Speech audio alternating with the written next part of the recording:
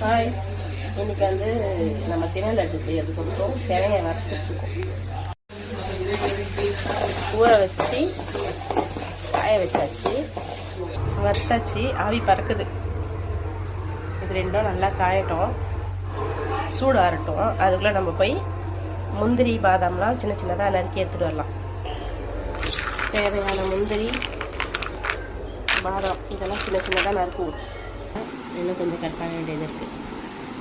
இந்த மாதிரி பொடி பொடியாக கட் பண்ணால் நல்லாயிருக்கும். இப்போ ஒரு நறுக்கு இதை பறைப்போம்.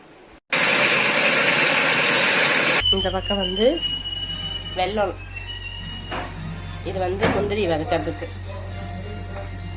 முந்திரி நல்லா பொரிஞ்சிடுச்சு. இப்போ இதை எடுத்து அதில் ஊற்றிக்கலாம்.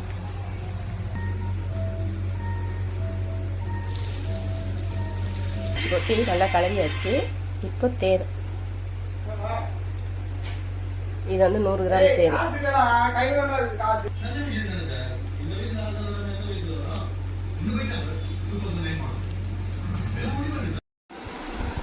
எல்லாத்தையும் சேர்த்து லட்டு பிடிக்க ஆரம்பிச்சாச்சு.